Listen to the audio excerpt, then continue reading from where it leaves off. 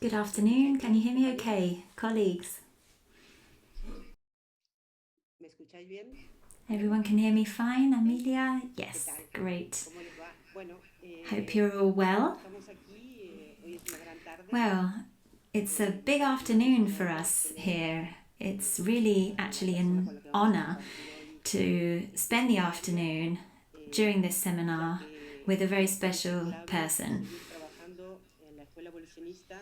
We think here at the Abolitionist School that it is important to continue growing our community. There are more than 3,000 students actually now.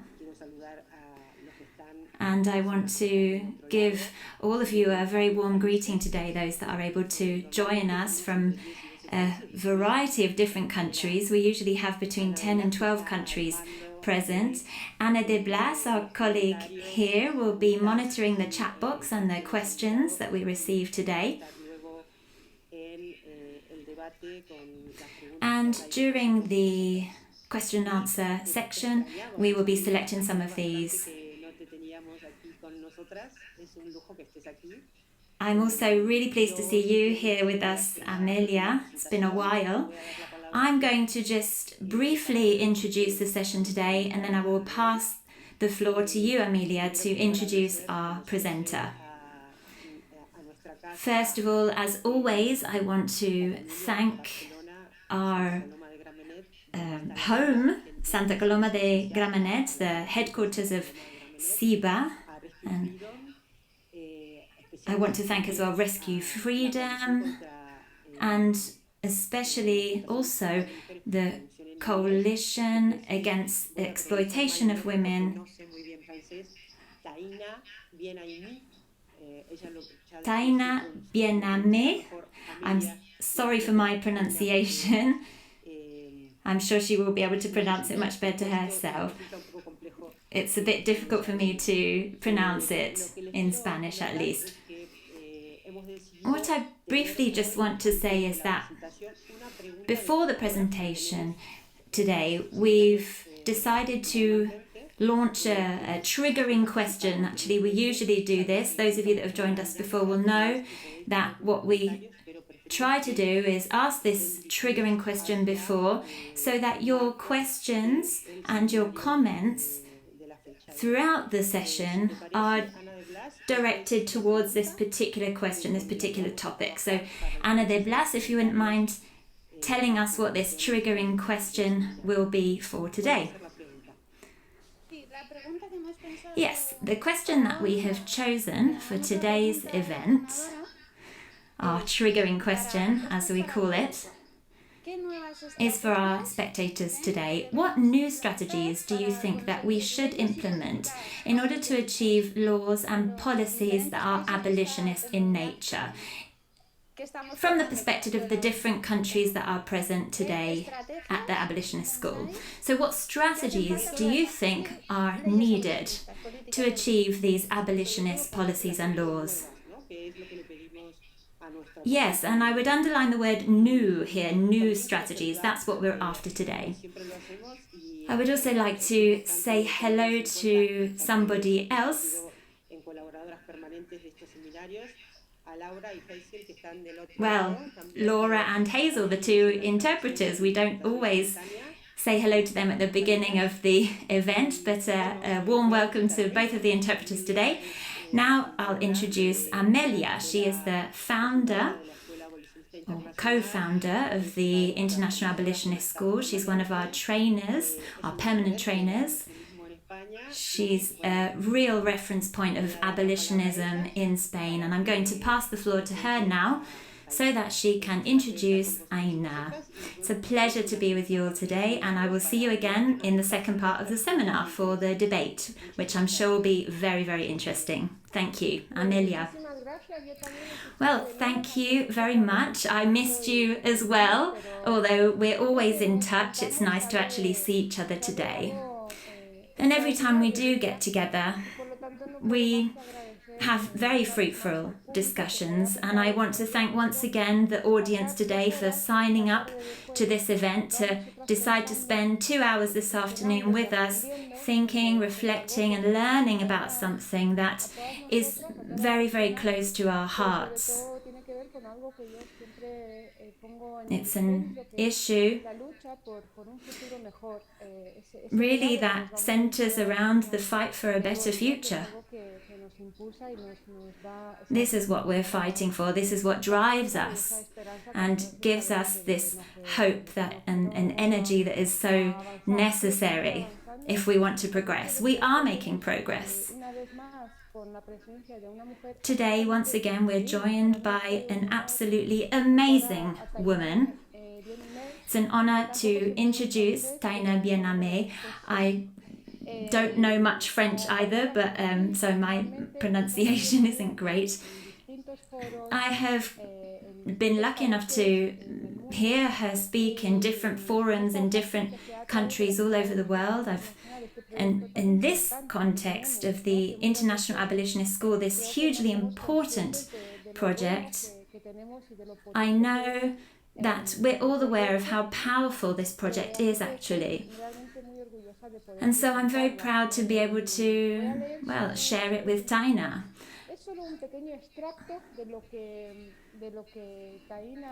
I'm going to give just a brief summary of Taina's career, her long career working for women's rights. It's a pity that I can't give you all of the details about her outstanding achievements.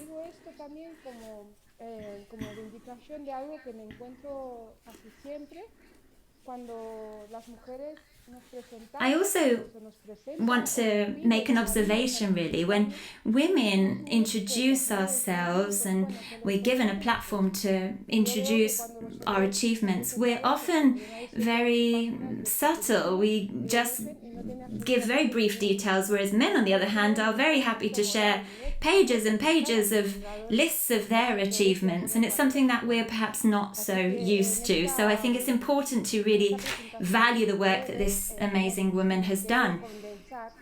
So we did try and condense our notes a little bit though. So she has almost 3 decades working as an advocate for the rights of women and girls at a global scale. Right now, she's the executive director of the Coalition Against Trafficking in Women, one of the oldest international NGOs committed to ending trafficking in women and girls and related forms of commercial sexual exploitation as practices of discrimination and gender-based violence. Prior to this, for 20 years, she was the executive director for Equality Now, which is another organization working for the human rights of women and girls. She was a founding member of the executive board and held the post of executive director for 10 years. She was also the director of business at the Home Box Office and worked in international corporate law at a law firm in New York. She holds a PhD in law from the University of New York and a degree in political sciences from the University of Geneva. She has extensive experience in media and she's won many awards for her work and for her campaigns for women's and girls' rights all over the world. She appeared in the Forbes list of 2021 as one of the 50 most influential women in the world because of her social impact. So after this very brief and quick summary, I think it's time now to pass the floor to Taina. Our pens are poised, we're ready to learn about these new strategies from our cherished colleague Taina. Thank you so much for accepting the invitation to take part today. We believe that this is actually a very key turning point in Spain and internationally. So Taina, thank you very much whenever you're ready. Thank you so much. I want to ask the interpreters if they can hear me. Can you hear me? Wonderful. So it's such an honor to be here, and it's always slightly embarrassing to hear these introductions. I consider myself a grassroots activist, and so it's just an honor to be here with the next generation of fierce abolitionists. And I wanted to especially thank Graciela and you, Amelia, for your incredible leadership, and especially you, Amelia. I mean, the admiration is very, very deep, and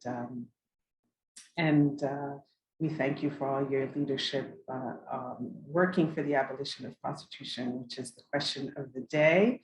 And I also like to thank everyone else who's been involved in this wonderful Escuela Abolicionista, and to the interpreters. I will speak slower than I usually do for their sake, so forgive me. And I think I will start sharing my screen now. Yes, so as Amelia mentioned, the Coalition Against Trafficking in Women is one of the oldest organizations, and really the first organization that examined the sex trafficking and prostitution of women as gender-based violence and discrimination. So there are many, many, many, many trafficking organizations that do not have an understanding of sex-based and gender-based violence and discrimination. And there are many women's groups that do not necessarily work on trafficking and prostitution issues. Sadly, very often they work for the support of the sex trade, but we'll talk about this later on. So what CATW did was really combine both, that the reason why the majority of people who are both sex trafficked and prostituted are women and girls is because it is a form of violence and discrimination that is particularly reserved for women and girls. So the talk here, and there are many ways I could address this talk, but I wanted to just give you sort of a framework, mostly legal, from a human rights perspective, on how to end prostitution and the sexual exploitation of women and girls worldwide. Some of you will think, why am I going to focus on international law related to sex trafficking? One of the reasons that I will focus on this is precisely because among the debates right now that are clouding our understanding of prostitution and the sex trade in general is that I would call them our opponents, so people who actively call for the decriminalization or the legalization of the sex trade often say you have sex trafficking on one side and prostitution on the other, and never the two shall meet. And so one of the points of this of talk will be to see how they are linked and exactly what trafficking means within the context of the sex trade. But we also have to remember that prostitution is the same struggle that we've been struggling for 5,000 years on the recognition of women and girls as full human beings who deserve a life free from violence and a life of dignity. And I'll explain that a little more later. And also just keep in mind that every single law that is being introduced to you today, or any other law that relates to ending violence and discrimination against women and girls in any country or at the international level, is really the result of decades-long, centuries-long, millennial-long work at the grassroots level. Governments would never, ever protect the vulnerable on their own. These are the results of just tireless work of our foremothers in every corner of the world who have put pressure on their governments and their systems of power to prevent and address violence and discrimination against women and girls. And then thirdly, we will talk about sort of the many strategies that we can use. We won't outline all of them, but I'll just use some examples. Okay, so again, let's just delve into international law and human rights principles.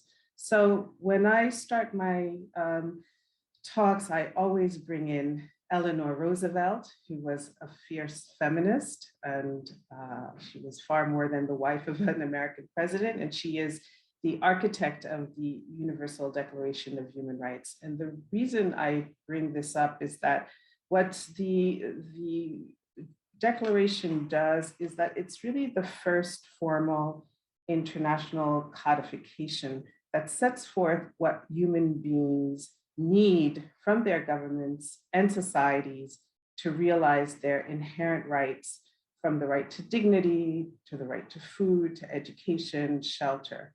For our purposes here, the important thread is that is the concept of dignity and the concept of worth. And the three adjectives that I refer to every time is the concept of indivisibility, inalienability, and universality. And when it comes to women's rights, these are key because our governments still fail to understand the indivisibility of human rights. So that would mean that in some countries you have the right to freely marry, but you don't have the right to inherit property, or you would have the right to an education, but girl marriage is pervasive. So what does it mean to have rights that are indivisible to you? The inalienability part is that the human rights that we all have are inherent to our birth. We cannot give them up. The government cannot take them away. We cannot sell them. And then the universality is that it doesn't matter where you are in the world. We have many arguments of cultural relativity when it comes to the rights of women and girls.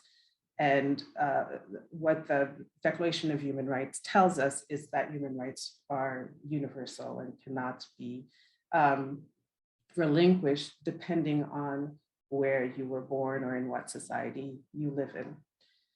So what is the impact of the Universal Declaration of Human Rights? So although it is not a legally binding document, it is an aspirational international document. What it did is that it launched a series of seminal international covenants on civil, political, economic, cultural rights for the rights of women. It also launched CEDAW, which we will talk about, but it also launched the movement, the human rights movement, which is fundamentally male. It's a male rights movement. And so we know these organizations, Human Rights Watch, Amnesty, and Open Society Foundations. There are many, many more. Especially here in the United States, where I am from, there are many civil rights organizations. And so what happened between 1948 and 1933 is that these organizations, and they, I don't want to take anything away from the extraordinary work they have done to promote and protect human rights, but their vision of human rights was not from the point of view of indivisibility when it came to women and girls. It was, they looked at it from state-sanctioned abuses. So even when I was growing up, if you asked me, I was a feminist from the time I was very young, but if someone had asked me, what do you think are human rights violations, I would say, well, denial of access to freedom of press, or to travel, or torture, or things along the lines. And so anything that happened to women and girls because they were born female, whether that was female genital mutilation, domestic violence, girl marriage, deprivation of citizenship, property ownership, widow burning, prostitution, all that were considered outside of state-sanctioned human rights violations, and they were considered under the framework of tradition, culture, or religion. And I think when we talk about, and things have changed since then, right? Because each of these organizations have women's rights divisions within that, within their organizations, but nevertheless, it's extremely difficult for them to understand women and girls as full human beings deserving of a life free from violence, including sexual violence and sexual exploitation. So it was only until 1993, and again, this was thanks to incredible courage, bravery, and hard work of grassroots women's rights advocates around the world, that the concept of women's rights as human rights was coined at a UN conference in Vienna, which I had the privilege of attending. And just as an anecdote, when I was at Equality Now, which was formed in 1992, we started a campaign against female genital mutilation. And we were a tiny organization. We didn't have a budget. We were just working around the clock to do this campaign to highlight the issue. And at the time, nobody really was thinking about female genital mutilation at all. And we went and begged Amnesty International, which was a mega organization even then, to help us with the campaign because they had the resources, and they told us absolutely not, this is not a human rights violation, it's a cultural tradition that we are not getting involved with. So when we talk about the eradication of prostitution, we have to think about sort of the trajectory that we have had, or foremothers have had to struggle with on other forms of violence and discrimination against women and girls. The other impact of the Universal Declaration of Human Rights, and again, coming back to the concept of dignity and the worth of the person, is the 1949 Convention, of which Spain has ratified. So technically speaking, any government that has ratified the 1949 Convention is technically an abolitionist country. So Argentina, for instance, also has ratified it. They do not have an abolitionist national law that addresses prostitution, and neither does Spain. But in my humble legal opinion, all of these countries are violate the international conventions that they have signed if you don't have an abolitionist prostitution law at the national level. And again, what's important is language. We will talk about language. So in all of these documents, legal documents that we're going to talk about, there is the concept of exploitation of prostitution as being extremely harmful, not just for the individual who is subjected to it, but also as a threat to the community, to peace, and to security. And I'll go quickly through all of these conventions. So CEDAW, we know it well. CEDAW is known as the International Bill of Rights for Women and Girls. Again, you see the concept of dignity and the worth of the human person, and the concept of equality. Article 6 is key for us and a huge source of debate, but thankfully it is in the law that states have a responsibility to enact legislation that addresses the exploitation of women. And again, here you see the link between exploitation and prostitution. And what the CEDAW has given us is also the CEDAW committee, which is a committee that calls on states for reviews of whether or not they abide by this convention. And it's formed of 23 independent experts. Also, they tend to be very highly divided. amongst themselves on the issue of prostitution. So I'll talk a little bit later about the general recommendation that addressed Article 6. So these recommendations are very helpful. They are like jurisprudence for governments to clarify laws. And the importance of general recommendation number 19, for instance, which is about 30 years old, is that it's discrimination that leads to violence against women. So the fact that women and girls are considered second-class citizens is what leads them to dehumanization, that leads to violence against them. And of course, Spain has ratified it. And the major document for our conversation today, and I'll just quickly go over it, is the Palermo Protocol, which again, Spain has ratified in 2002, which gives us the international definition of human trafficking. So a few points about the Palermo Protocol and the definition of trafficking is that it's divided. Well, the first most important thing is that trafficking does not require movement, right? So it's anyone who transfers or procures, entices, coerces someone for purposes of exploitation is a trafficker. So that would also include pimps, and to a certain extent, it also includes sex buyers. The other important, one of the major means that is really key for us is the abuse of vulnerability and the abuse of power, right? Without those two, those are the two major means through which traffickers and pimps and other exploiters bring their victims to the end destination of exploitation. What's also important is that consent is irrelevant to one's exploitation. So many times we will hear that, well, she signed up to go to the strip club, or it was her choice to, she knew that it was more than a dancing establishment, that prostitution was involved, and therefore, she consented to it. Under international law, that consent is totally irrelevant to one's exploitation.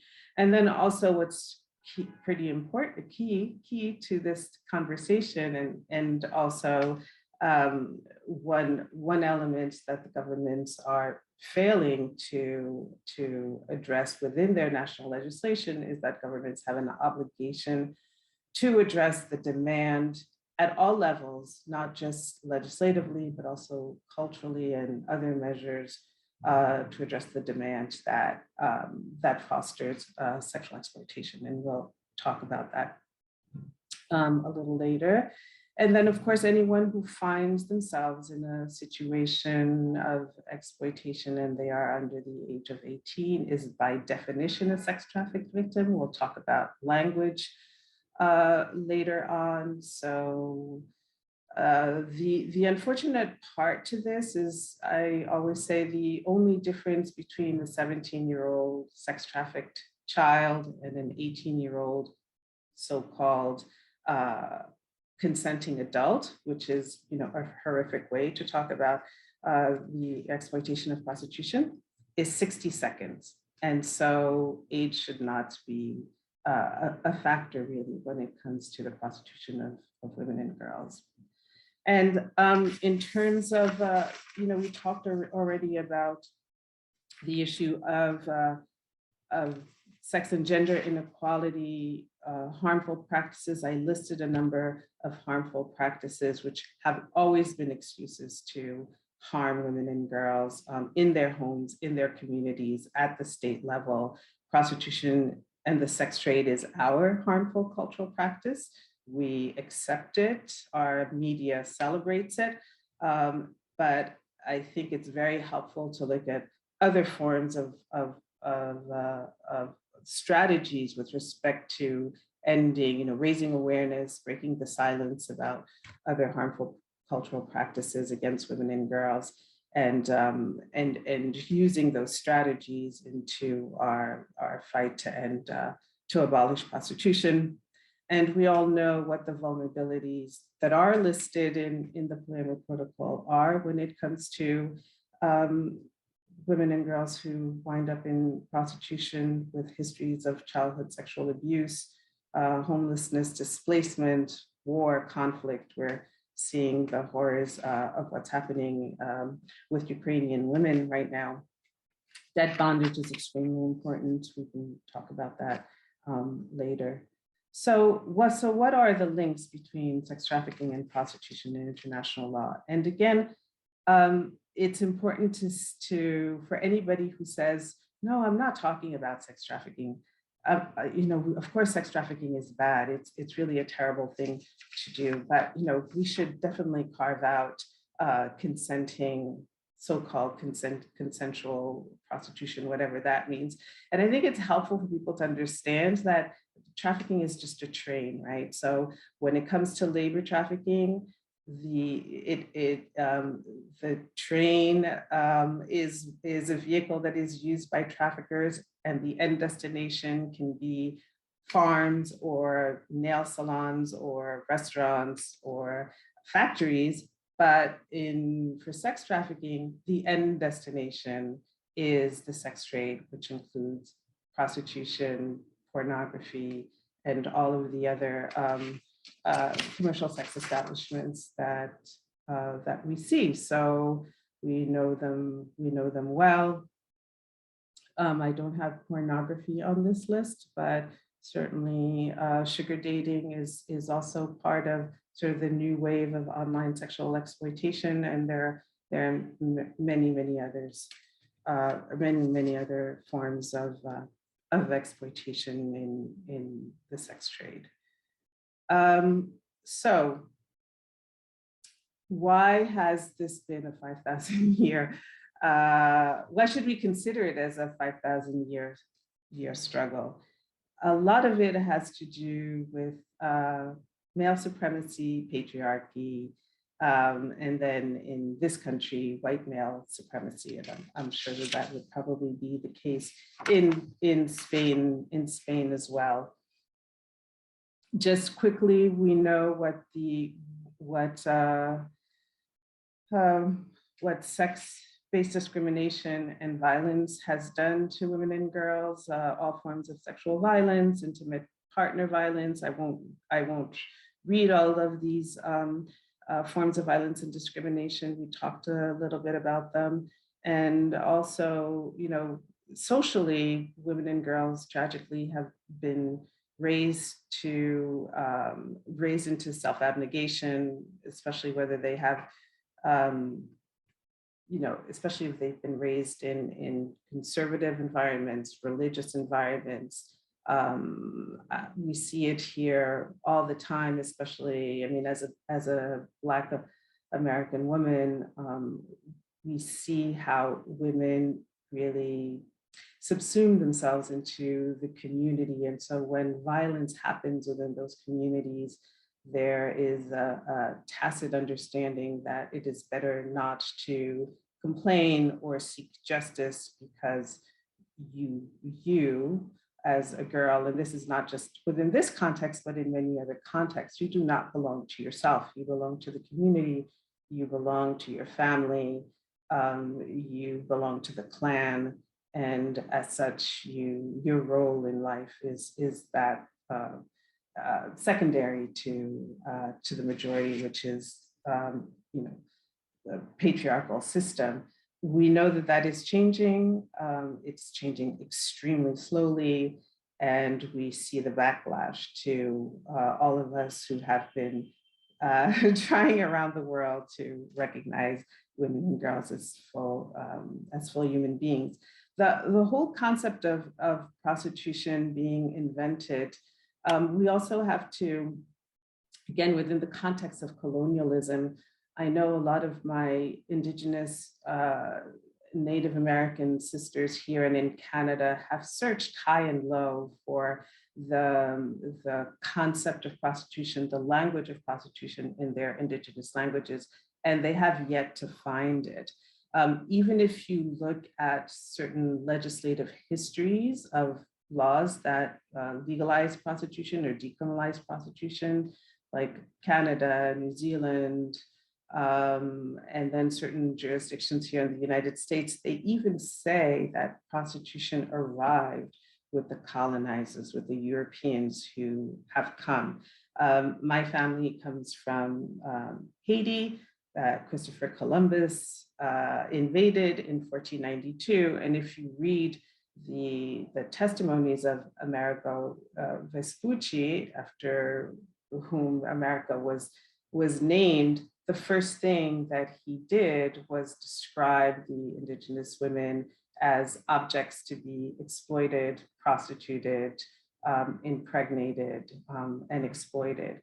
And so it is in this tradition that prostitution exists. And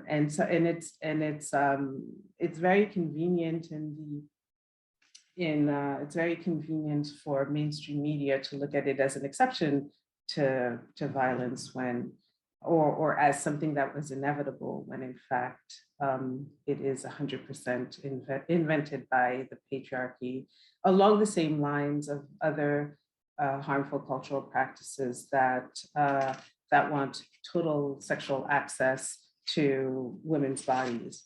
Okay, so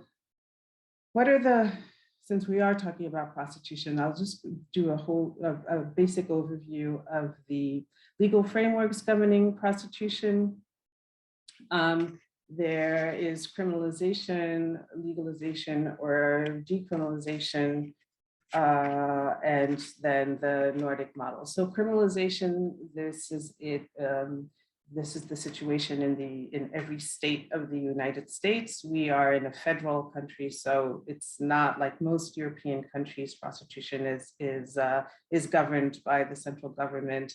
In other countries like the United States or Australia, which are federal countries, it's each state that governs prostitution. You cannot engage in prostitution, you cannot purchase. Although it is criminal, it is fully accepted. It is definitely part of our culture. Sex buying is glamorized and celebrated. There are very, very few, if any, jurisdictions that target sex buyers.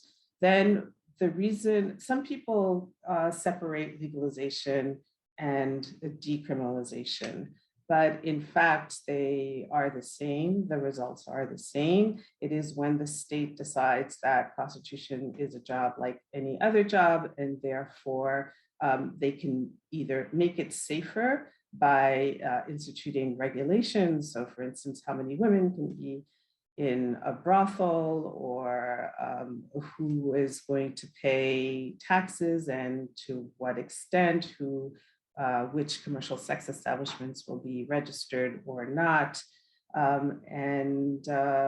We did a study, let me see so we did this study, and I'll go back to the other slide in a minute, but we did this study comparing Germany and New Zealand. So Germany was known as sort of the model of legalization, and New Zealand as the model of decriminalization.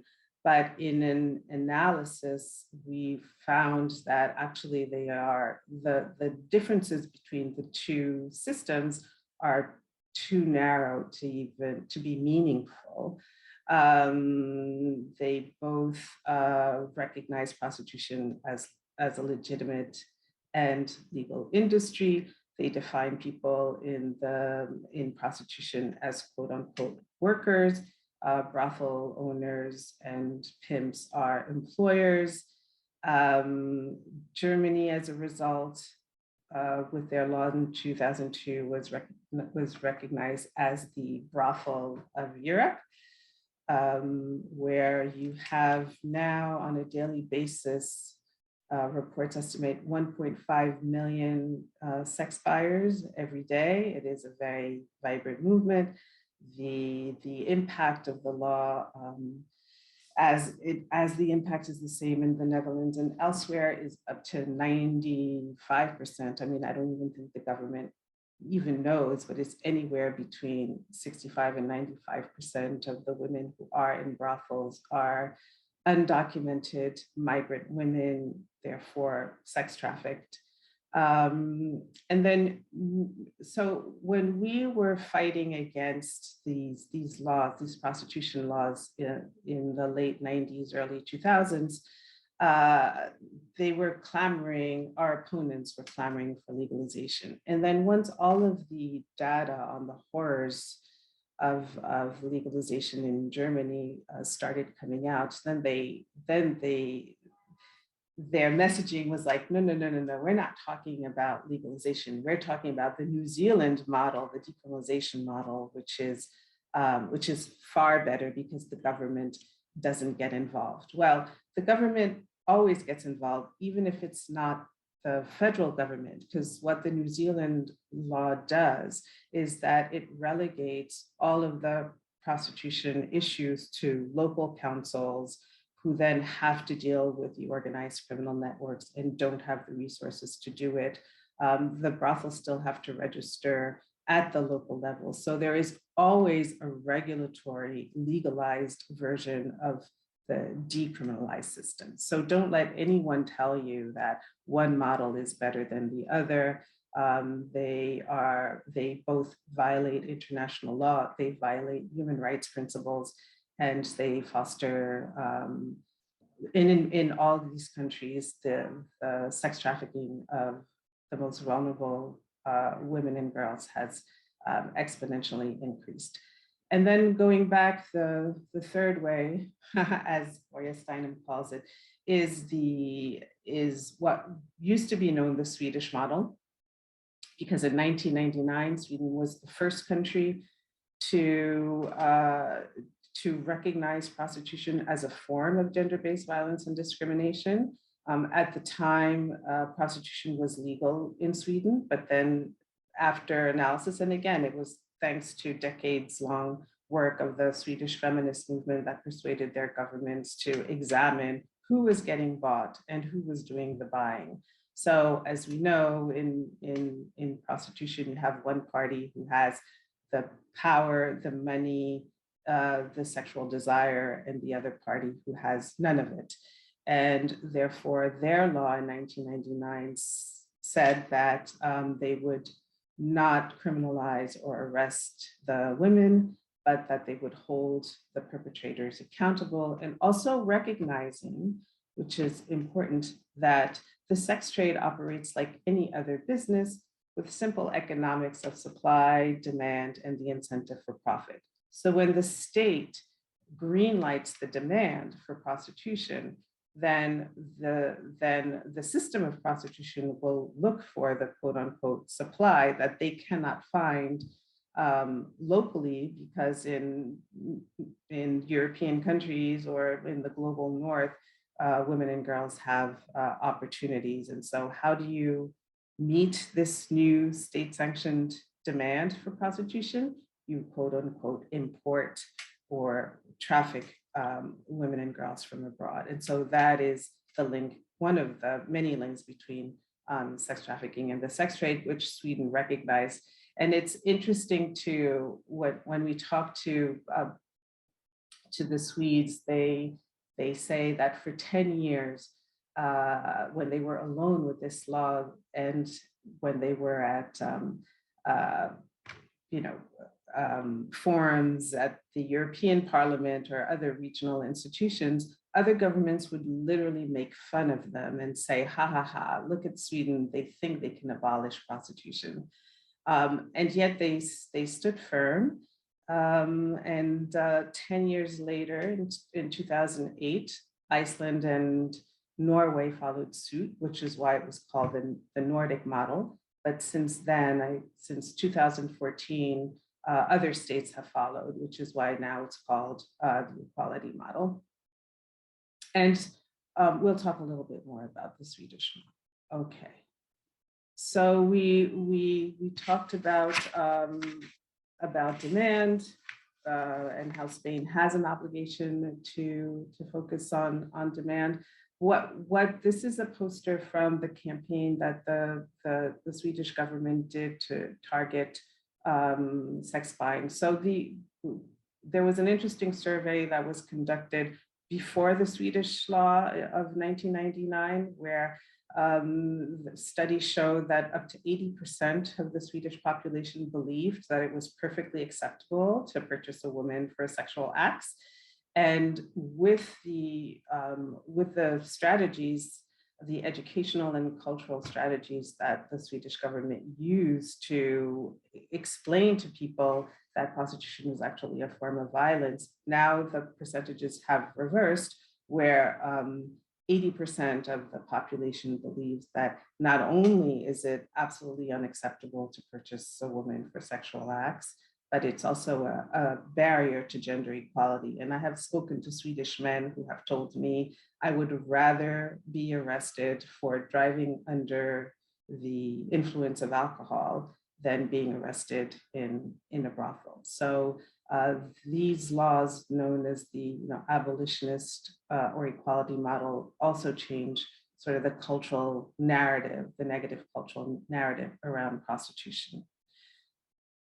So we talked about sort of the framework of the Nordic model, how it educates society, and these are, so 7 countries have followed Sweden, no countries have followed New Zealand. Recently, our opponents, people who promote prostitution, claimed that Belgium was the first country in Europe. Belgium just amended its prostitution laws that further decriminalizes the sex trade.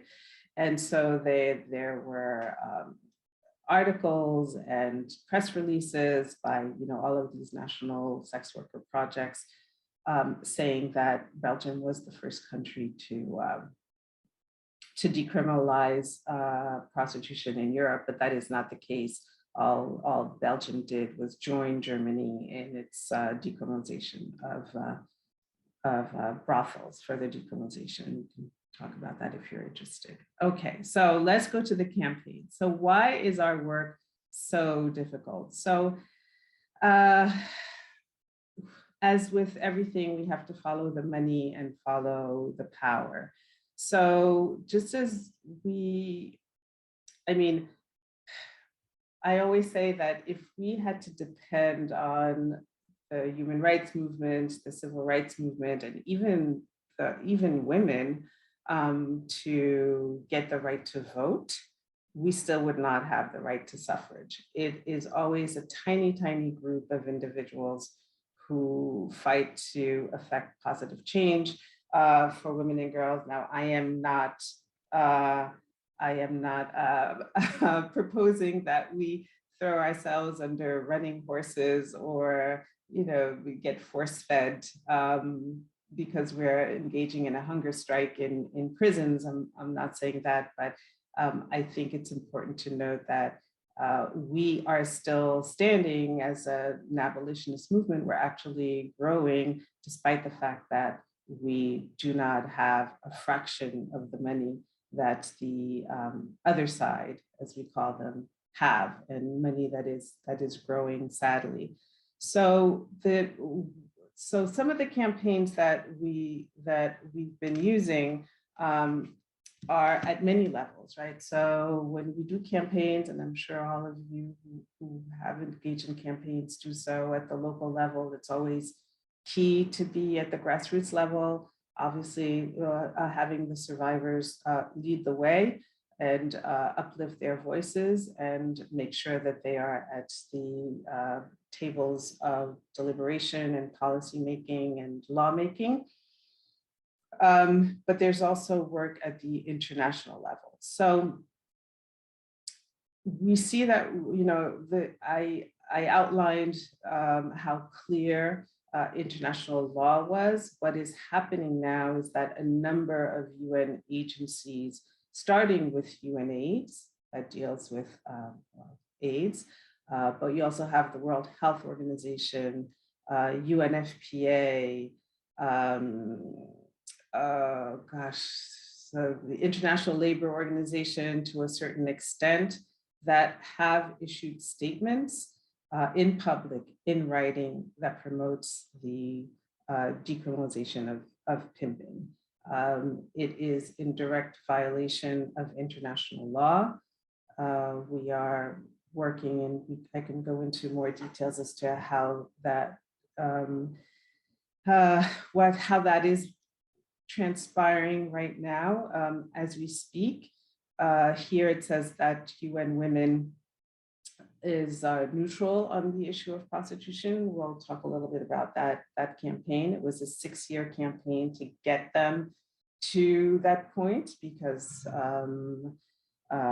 let me see if I'll go. Yeah, so let's just go to UN Women. So just briefly, so in October 2013, many of us received this email from someone in UN Women that sent a note stating that they supported the policies of UNAIDS, World Health Organization, and other UN agencies to call for the decriminalization of quote unquote sex work, not a term that we use, and I'll talk about why that is later. And so we were shocked. It was not on official letterhead, but it was immediately put on every website that promotes prostitution, from Amnesty International to all of the Red Umbrella organizations. The Red Umbrella is sort of the global symbol for the legalization and decriminalization of pimping and brothel loading and sex buying. And so we immediately contacted UN Women. It was right in between, there was a little gap between the two executive directors. So there was a little gap in leadership. Nobody wanted to take responsibility. And it literally took us 6 years of intensive letter writing campaigns, meeting with the Secretary General's office, meeting with the UN Women executive offices to say, you cannot do this. And so it was only in October, and I'm sure many of you have signed our letter asking UN Women to either, the question, which was a sad one, it was either abide and confirm international law with respect to the exploitation of prostitution and efforts to end it, or you stay neutral. And they opted for neutrality. And it was a bittersweet moment because they should not be neutral on the issue of prostitution, but we still considered it as a victory. Another victory that we had was, again, General Recommendation number 38. It was a very tough battle, even though we are not officially part of the CEDAW committee. We were very concerned that the CEDAW committee had decided to draft a recommendation on Article 6, which talks about the sex trafficking and exploitation of prostitution, precisely because of the division on the topic. But I urge you all to read it. It's a very long document, but it exceeded our expectations in affirming that prostitution was violence against women and girls, and that states had a responsibility to address it. But it was a very stressful 2 years before the publication of General Recommendation number 38.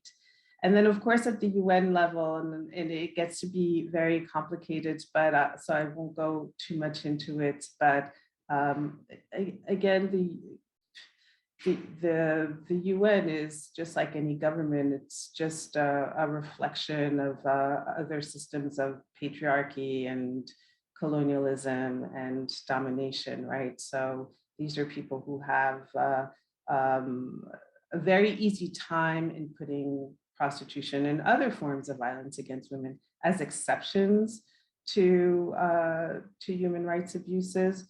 There are sustainable development goals at the UN level. We launched the 5.2 Global Partnership because there was another target among the Sustainable Development Goals that deals with labor trafficking, called the 8.7 Alliance, that was indirectly, very discreetly, but it was very clear to us that they were subsuming sex trafficking under labor trafficking, and therefore the concept of forced prostitution as forced labor, also not a term that we use. So if we had the money, we would develop this 5.2 global partnership. It was an immense honor to be in Madrid in 2009 for the conference here to launch the 5.2 global partnership, but that's to be continued.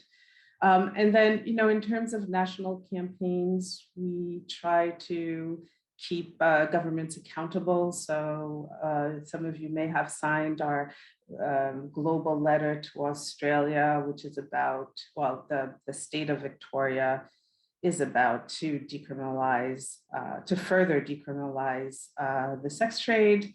The proposal was actually presented by an MP whose husband is one of the leading pornographers of Australia.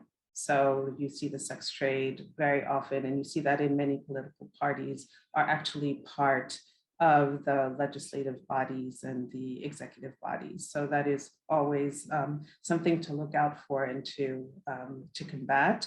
And then again, recently we sent this statement with respect to Belgium, making sure to let our opponents know that they were not the first country to decriminalize prostitution in Europe, but they just joined Germany and will soon become the next brothel of Europe. So you probably all know the fight against terminology. I won't go into this, but it is, when we first started working on these issues, there were very, very few people who used the term sex work. It was really a sort of internal term that against which we'd combat. And now in the last 5 years, it is everywhere. I mean, it is as if we ask people whether the sun rises to the east. There's not one media outlet here in the United States that uses the term. There is a lot of confusion because people generally agree that people in prostitution shouldn't be arrested, but as you know, the term sex work was created and coined by the sex trade and its supporters itself in the late 70s, early 80s. And it was a brilliant tactical and communications move because you have these two words that independently mean a lot to us, right? Sex is something that as human beings, we want to enjoy. We want mutuality of affection and healthy sexuality. We use it to procreate. And then of course, work is something that we all need to survive and through which we want to grow professionally, emotionally. We want a job of dignity, a job in which we can prosper and reach our full potential. You put them together and it clicks in people's heads, and what they don't realize is that it represents all of the actors and all of the elements of this global multi-billion-dollar sex trade that profits from the bodies of women and girls. And then the whole concept of consent and agency, we also have to remember that these are the same concepts that were used to prevent the recognition of other crimes against women, such as domestic violence, sexual assault, sexual harassment, rape. It was always about whether or not she consented or whether she had her own agency to stay in an abusive relationship, to have worn that short skirt she shouldn't have had, to stay in the bar too late. And so they are the concepts of consent and agency within the context of women's rights are always red flags. because then the focus is on the person who is being harmed as opposed to the people who harm them and also the people who profit. Okay, so who are our enemies? They are,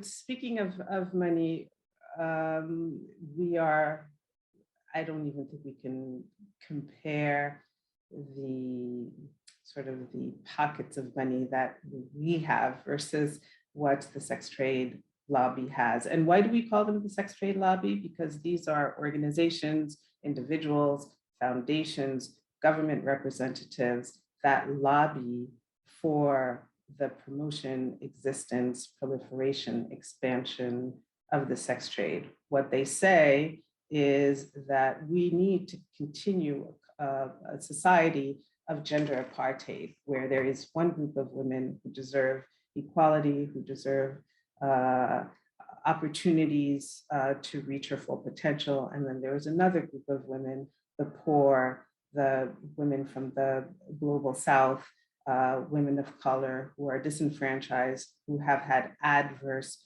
childhood experiences, who deserve this. So we will carve out in society that group of women. So when you look at, and this has not been translated, so I'll just quickly translate it for you. So since we've begun our work in the early 90s, Open Society Foundation was the leading foundation that overtly, this is not an accusation, they are extremely clear on their goal to decriminalize pimping worldwide. And so they started in the early 90s to start offering money to a number of groups, including health groups. And I think one of the complicated factors is that a lot of this decriminalization of pimping movement started within the AIDS, HIV/AIDS movement that, of course, have no gender analysis whatsoever to their work. I realize I'm running out of time. So yes, we are out funded by them, but nevertheless, you know, we worked closely on a law here in the United States that targeted online, that targeted websites for promoting sex trafficking and prostitution. It was a law called FOSTA SESTA. Google spent $27 million trying to lobby against the law, and we still won. So it is very disheartening to see the number of foundations that actually promote and celebrate prostitution, but we can't be deterred by that. And unfortunately, there is a very famous philanthropist who just recently gave another 60 to 100 million to a number of these groups here individually, you know, with grants from 10 million to 25 million. So we are going to see the effects of that in the next 2 to 3 years, especially at the United Nations level. And, you know, here, this is one of the current strategies that we're using. We'd like to ask the Secretary General whether UN organizations such as UNAID, World Health Organization, and other organizations actually promote prostitution. And here you see how it's clever, because it says decriminalize sex work, and then it says end human trafficking. So again, they try to separate it. I don't think that Jody Raphael's article is in Spanish, but I would strongly encourage you to read it. Decriminalization of Prostitution, the Soros Effect, that talks about sort of the history of George Soros. And I wish he were the only one, but we as an organization cannot get foundation money because of our position on prostitution. So it's, and then this, Kenneth Roth is the executive director of Human Rights Watch. And I will translate this to you. These were 2 tweets that he posted that are still up, because I checked on them yesterday just in preparation of this. And it says, decriminalizing sex work may upset the ideologues, but it would lower HIV transmission and improve sex worker safety. And then this one, which is my favorite, all want to end poverty, but in the meantime, why deny poor women the option of voluntary sex work? I mean, it is so beyond shocking. It's really, sometimes we are totally paralyzed as to what to do, but this is the most prominent human rights advocate in the mainstream men's rights world who says this. But the survivors came, and so this is, some of you may know Nikki Meiji from South Africa, who responded saying, repeating a history of colonialism in white privileged men, women, and academics imposing sex trade as a means of living of poor Black women. And it says many women in prostitution tell us they're desperate and offered more money. They sometimes do not use condoms. And then the final one is, you've colonized us way too long. Now you want to colonize us again under the theory of democracy. So here are some of the strategies that we can use, that we use every day at many levels. Engaging men is obviously very difficult, but very necessary. We were hoping that with the whole movement of Me Too, that people would sort of understand that paying for the sexual harassment, the sexual violence, the sexual invasion, the damage that sex buyers cause would bring people to understand prostitution more. But unfortunately, again, it's totally segregated situation. And then, I always like to quote another survivor leader here in the United States called Autumn Burris, who says, prostitution is Me Too on steroids. And then, building an abolitionist movement is key. And of course, a survivor-led movement. When I first started almost 30 years ago, there were just one or two survivor leaders who spoke about the violence and the harms of prostitution. And now it is a growing, global, formidable, phenomenal movement. And as soon as the press gives them the opportunity to promote their message into the mainstream, I think that is really the key to our future success. And then the other engagement I would conclude with is the medical community. We do not know what the lifelong physical, psychological, medical impact of serial paid for sexual invasion of a man into a woman does.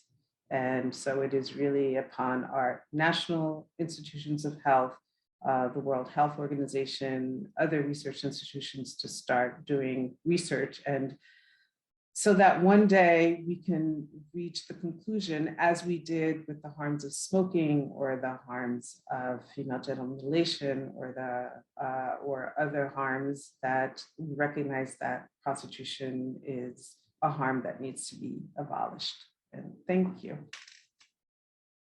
Thank you.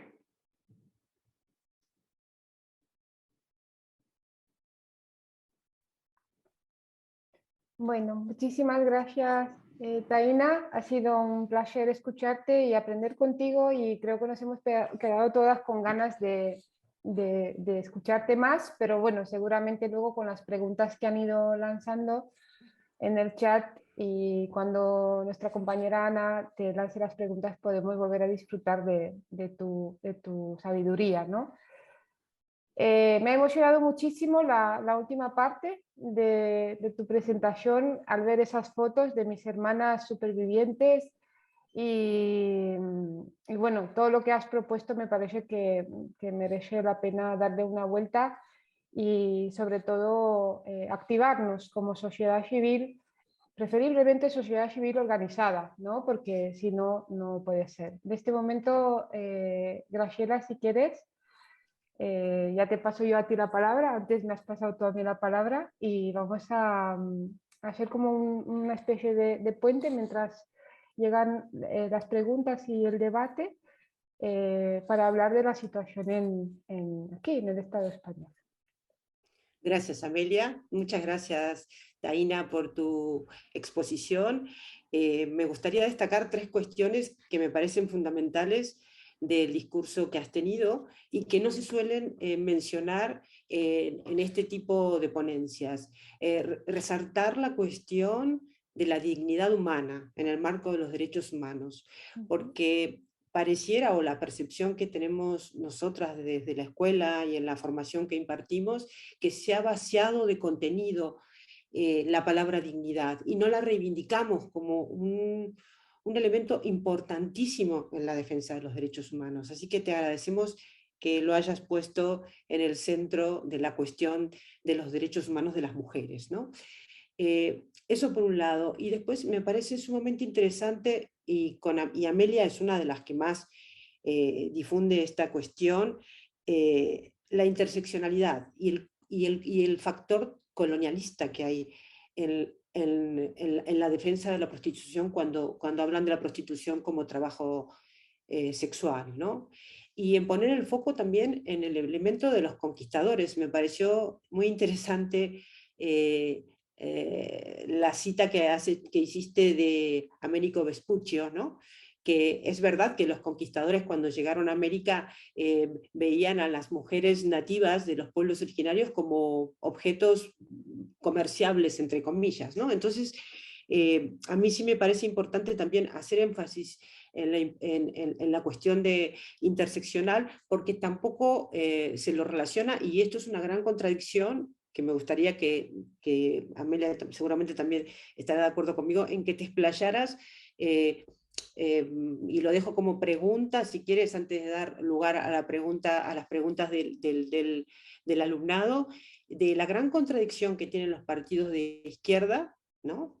No solamente los partidos de izquierda en España, que la mayoría de los partidos de izquierda, a la izquierda de uno de los partidos gobernantes del cogobierno del PSOE y Podemos, defienden, entre comillas, el trabajo sexual, ¿no?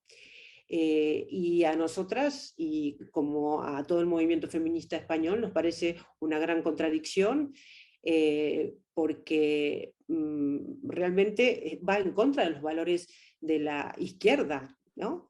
Y sin embargo, son los abanderados o los partidos políticos son los que defienden la prostitución. Esas 3 cuestiones quería comentarte de tu ponencia.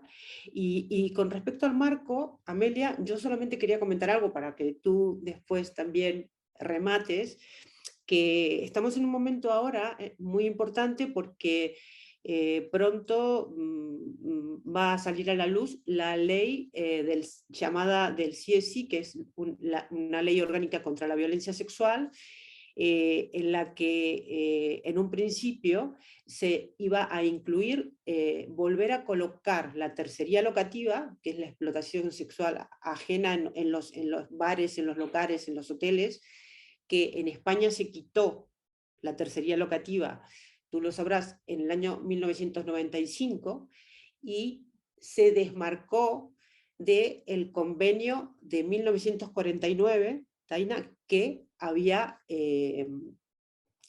firmado y ratificado. Ahora mismo España no está cumpliendo con el convenio, ¿no? Y para poder volver a cumplir con él tendría que adoptar no solo la incorporación de la tercería locativa, sino una ley abolicionista. En resumidas cuentas, el problema que tenemos es que el partido que propuso esa ley, que cogobierna con el Partido Socialista Obrero Español, que es Podemos, rectificó y quitó la tercería locativa de la propuesta original de la ley. No sabemos si va a salir o no, ahora mismo está en pleno trámite la ley, lo que nos preocupa también, como parte de esta síntesis, es que la secretaria de Igualdad, Ángela Rodríguez, anunció que lo que el Ministerio de Igualdad proponía era que se quitaba la tercería locativa de este proyecto de ley para después incorporarlo directamente en una ley contra la trata, ¿vale? Y ahora sí le voy a ceder la palabra a mi compañera Amelia, porque lo tiene muy claro en cuanto a que el movimiento feminista pide una ley abolicionista, ¿no? Y bueno, me gustaría, Amelia, que comentaras un poco el riesgo en el que estamos de que salga una ley contra la trata paraguas en la que se diluya tanto la tercería locativa como los pilares del abolicionismo. Gracias. Gracias, Graciela. Bueno, yo estoy en un momento bastante donde me siento realmente cabreada, que tiene que ver con el momento en el que estamos, ¿no? Y así como Taina ha hecho mucho hincapié en la importancia del lenguaje, a mí bueno, estoy súper disgustada, desilusionada con la izquierda en este país. No haría falta que, vamos, que estamos todas de acuerdo en eso, pero a mí me parece preocupante en cuanto al lenguaje mismamente, y has hecho referencia, Graciela, a la ley del solo sí es sí. Y a mí eso en sí, el nombre en sí, me parece una trampa, porque a través de los conocimientos teóricos que he podido ir adquiriendo, sabiendo que el no de las mujeres jamás ha sido tenido en cuenta. De una u otra forma siempre se ha convertido en un sí. Y luego nos hablan de libertad sexual para decir que sí. La libertad sexual de las mujeres no es decir que sí, sino que a la hora de decir un no sea el fin de toda conversación y no el inicio de una negociación. A las mujeres, sobre todo a las mujeres más jóvenes en este momento, pero siempre a lo largo de la historia, pero ahora muchísimo más a través de las redes sociales, a través de Internet, se nos adiestra a decir que sí, no solo por dinero, sino por afecto, por ser vistas. Es una necesidad humana la de ser vistas, la de ser reconocidas, y solo se nos ve en cuanto que somos objetos sexuales. Entonces, empezando por ahí, no me extraña absolutamente nada que hayan quitado la tercería locativa, que era el punto, digamos, el punto fuerte, ¿no? Y que ahora pretendan hacernos creer que van a crear una ley de trata que no va a ser abolicionista, porque o sea, mientras no se ponga en el centro el causante, el brazo ejecutor de todo el daño que sufrimos las supervivientes, ¿no? Taina ha hecho hincapié en las repercusiones que tiene sobre nuestra salud, tanto física como mental, en caso de sobrevivir a la prostitución, porque en feminicidio.net somos bueno, el primero en el Estado español, y sobre todo que seguimos documentando, ¿no?, los feminicidios de mujeres prostituidas que ni siquiera cuentan como cifras oficiales de violencia machista, ¿no? Entonces, claro, sobre este marco me parece que no vamos a avanzar mucho, y sobre todo ese muchísimo dinero del que hablaba Taina, por supuesto que llega a muchísimos bolsillos y a muchísima gente muy influyente, y sobre todo ahora tienen una herramienta muy potente. Aquella que sirve para cosas buenas, pero sobre todo, y en mi libro, como estoy de promo, voy a aprovechar para hablar de mi libro, ¿no? Claro. En mi libro hablo no solo de cómo me fabricaron a mí como puta, de cómo se fabricaron tantísimas generaciones de putas a través del empobrecimiento, a través de la violencia sexual, a través de la marginalización, es decir, la propia sociedad forma parte de este sistema que destruye la integridad de las mujeres y las convierte en putas. Y ahora Internet y las redes sociales se han convertido en una herramienta para fabricar putas a escala industrial. Entonces, por un lado, vamos de colegio en colegio intentando darles herramientas, intentando decirles a los chicos también, chicos, hay un interés enorme en convertiros a vosotros en agresores sexuales, en caparos la posibilidad de poder disfrutar de un encuentro sexual, ¿no?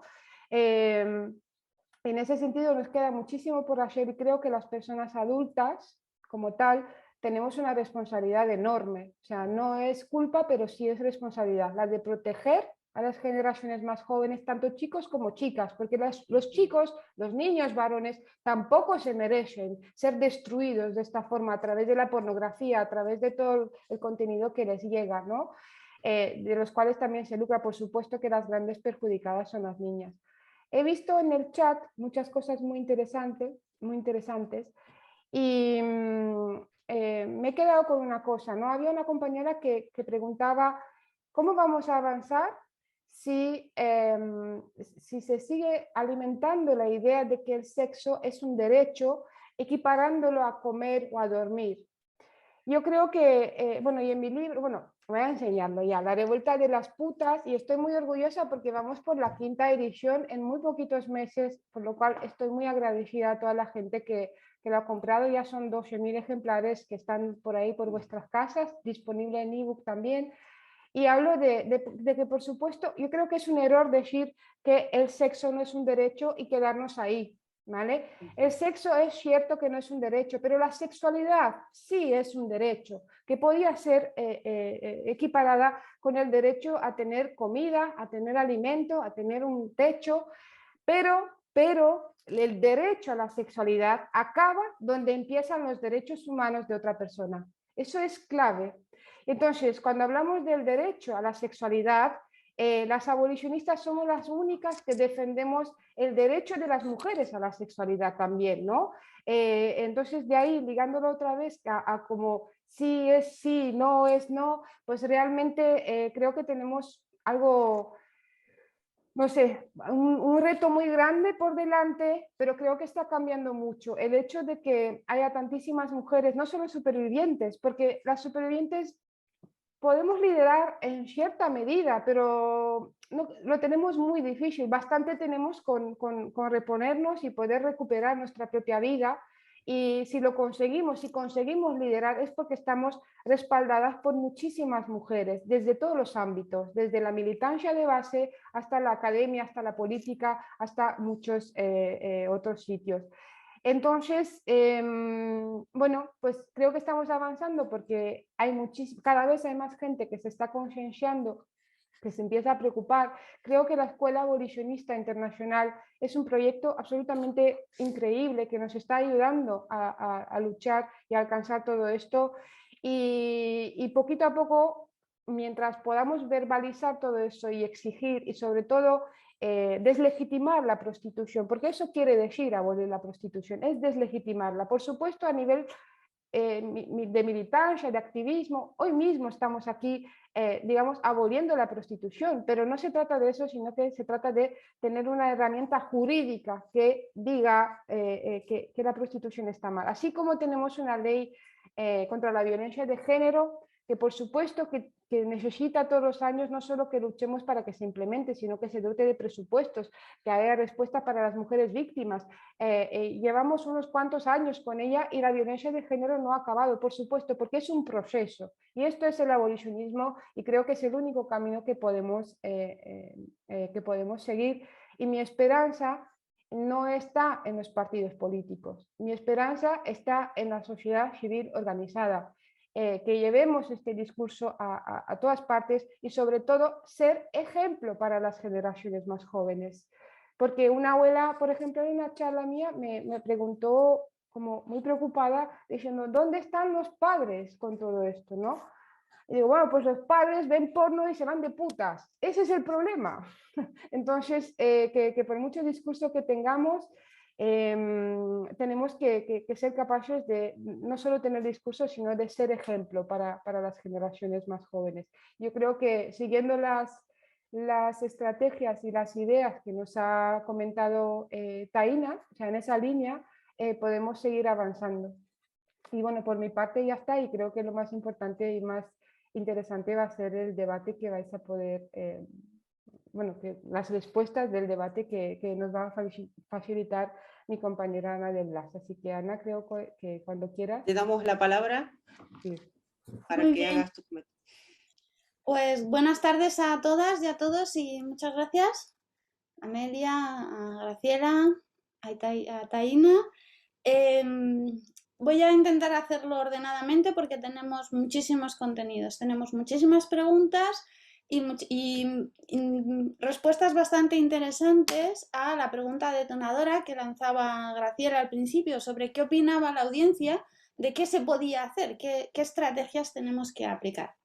Lo primero que os voy a decir es algunos datos sobre qué es esta tarde abolicionista de hoy. Pues sí, somos cerca de 300 personas, ¿vale?, en esta sesión, y es una reunión muy activa, bastante grande, y hace honor al nombre de la escuela, Escuela Abolicionista Internacional, porque efectivamente tenemos, bueno, nos saludan y por eso lo sabemos, tenemos espectadores que se han conectado desde Uruguay, desde Ciudad de México, Acapulco, Puebla, Oaxaca, he apuntado también, de Argentina, varias ciudades de Argentina, Rosario, Tucumán, de Colombia, de Chile, de El Salvador, de Perú.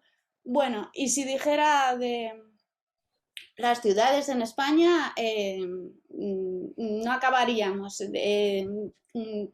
Todas las capitales de provincia, Elche, en fin, Málaga, Madrid, Burgos, León, en fin, no, Ibiza, no tendría... Perdón que te interrumpa, Ana, aquí están diciendo de Alemania también y de Estados Unidos. Sí, realmente de Alemania suelen conectarse y... Puerto Rico. Pero sí, principalmente vemos que hay una comunidad con el idioma, con América, y realmente creemos que esto bueno, crea una comunidad en marcha en la Escuela Internacional que nos parece que es un trabajo muy valioso, que sí, empezó el año pasado, pero creo que el proyecto tiene mucho futuro también gracias a esto. Y bueno, es una comunidad muy participativa. Os voy a hacer un resumen, ¿vale?, para no alargarme, de las respuestas que dan las compañeras y compañeros, porque también hay hombres hoy, han estado muy activos en el chat, sobre la pregunta detonadora, sobre qué piensa la audiencia sobre qué estrategias se pueden implementar. Bueno, yo las dividiría en dos tipos. Hay estrategias para ser más estrictos con la penalización y la persecución de los delitos, y hay otras que se dirigen más hacia la parte de concienciación y de educación, ¿vale? Por ejemplo, Ángeles Lara dice: la principal estrategia es penalizar la explotación sexual a través de los puteros.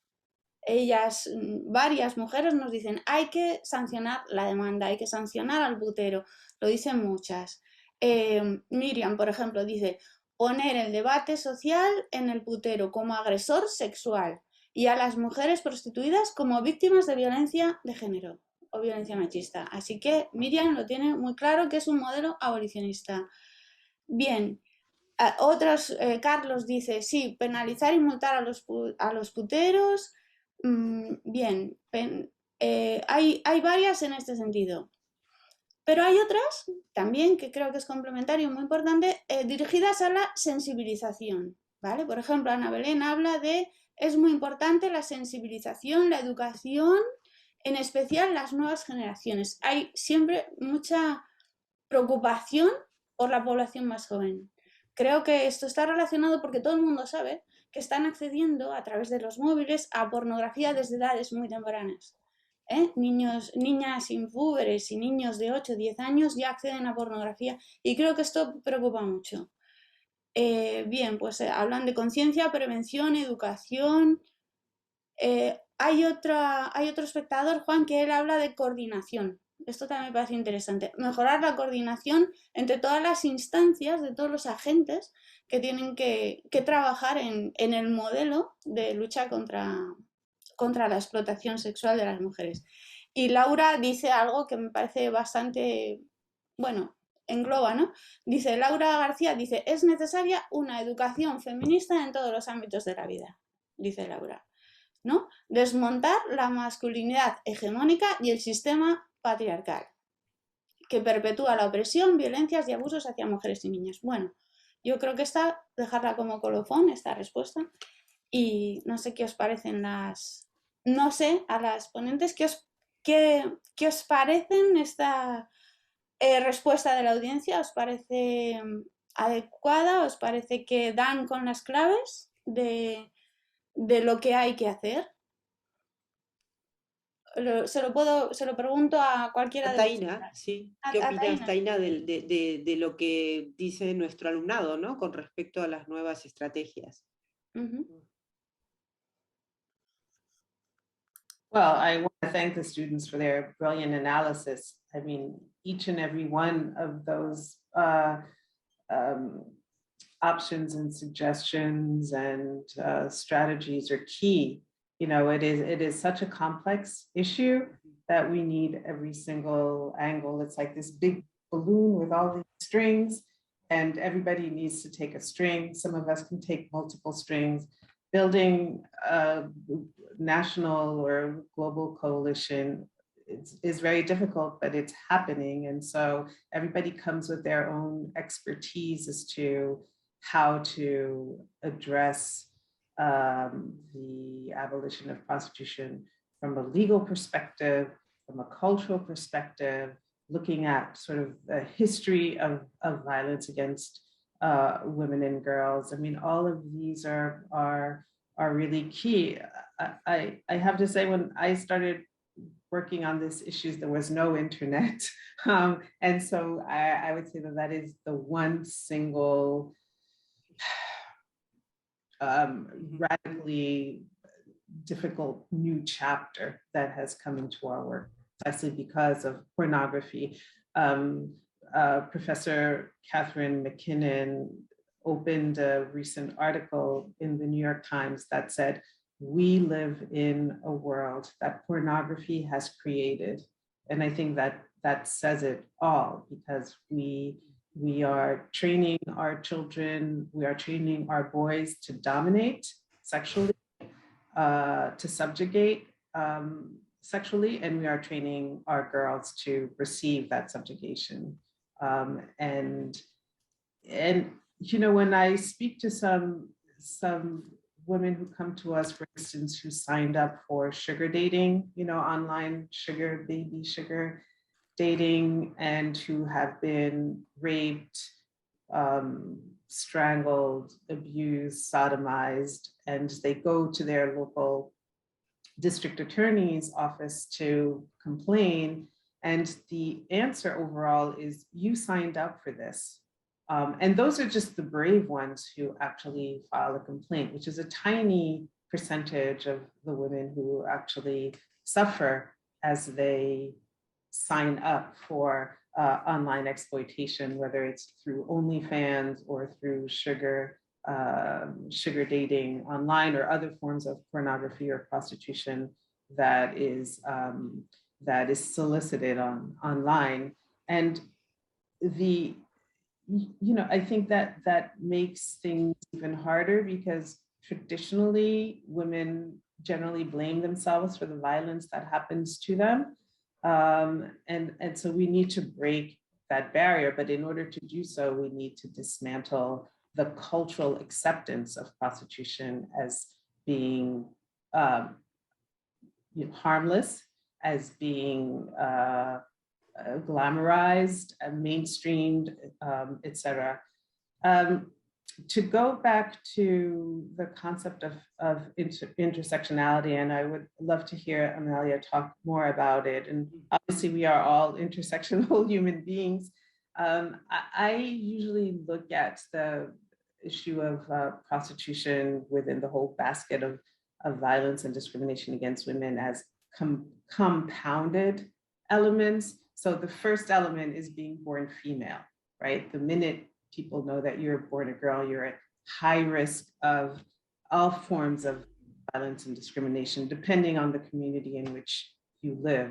Somehow sexual violence is something that is pervasive. We haven't talked about incest. I always say prostitution and incest are sort of the last frontiers of us breaking down the discussions around it and how to address it. So once you're born female, and for a lot of children generally, childhood is something that we need to survive, as opposed to something that is a part in your life in which you should be allowed to thrive. So that is also a sad testament on our society, that this is what we do to our children. But girls in particular, like, you just compound the vulnerability. So if you are part of a marginalized community, whether it's poverty or race or ethnicity or religion or being part of a scheduled caste in India, et cetera. So it just compounds the vulnerabilities. And with it, this compounding of vulnerabilities is a total desensitization by the public, by our governments, to say, this is what they deserve. This is inevitable. This is what life has reserved for her. And therefore we won't, it's not urgent, or we will take the opportunity to take a page from Hollywood and all of the money and power and misogyny and patriarchal systems that uphold that, and just change the cultural narrative to make it accepted and glamorized and mainstream. The other point in terms of we talked about colonization. I mean, a lot of the UN agencies, well, first let me talk a little bit about the law. So from what I understand, and of course I've been following a little bit about the legal deliberations in Spain, but I'm certainly not an expert, but it sounds like the conversations you're having are conversations that many of us are having around the world around how to govern prostitution.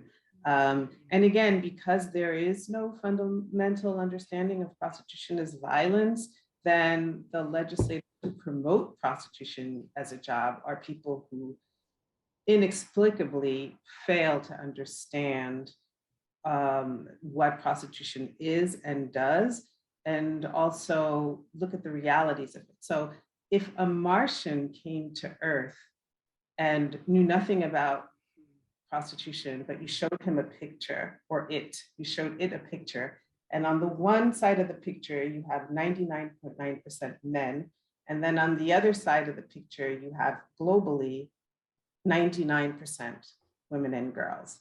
The Martian would immediately see what is wrong with this picture. But somehow, because we live in a capitalist society, we believe that that men have a right to purchase that commodification and call it something else. And so that is what we, and I'm repeating myself, but that is what we have to try to break down and explain, is that money does not buy consent. Money does not exonerate sexual violence, and that abuse of power takes many forms. Now, when people ask, well, why is your work so hard? I just say, just look at Jeffrey Epstein. The Jeffrey Epstein case, I think, says it all. When you have presidents involved, members from the royal family, the most elite men from academic institutions and UN agencies, and et cetera. And so, yeah, the story of prostitution is the story of patriarchy.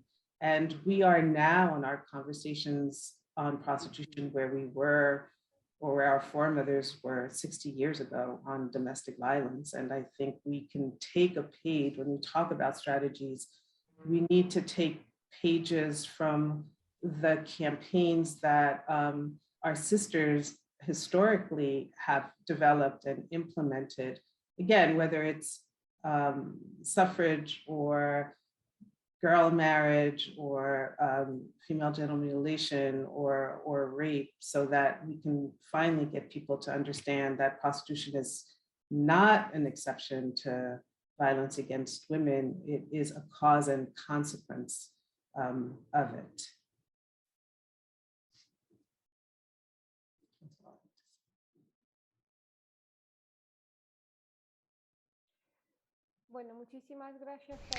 Well, thank you so much, Taina. Well, you said that, of course, you would love to listen to my opinion on intersectionality, although you may have listened to my opinion on several occasions. I believe that we should adopt an intersectional approach, of course. I am a feminist activist, and I am against capitalism and racism, of course, but above all, I am a feminist activist.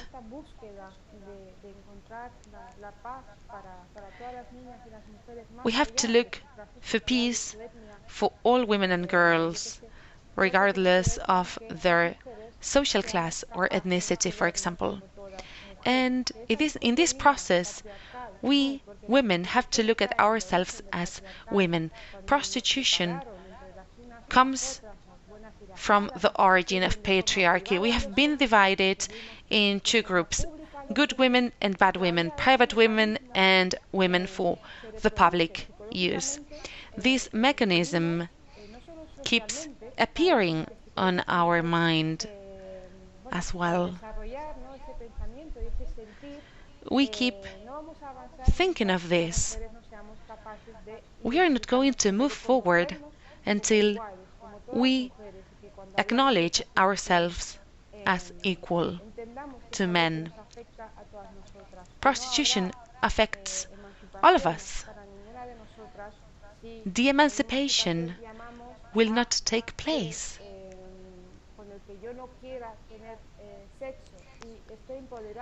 We cannot understand emancipation as a practice where men can pay the poorest and most vulnerable women in the planet to have sex with them. So all of this is summarized in the capacity that we have to develop so that we do not accept that a girl from our town gets raped, and that we do not accept as well that the poorest women in the planet get systematically raped every day. This is part of a huge worldwide criminal industry. And when we do this, when we achieve this goal, then we're going to be able to fight against this power that subjugates us. Well, we have received several questions, and I don't know, Anna, if you have gathered a particular one.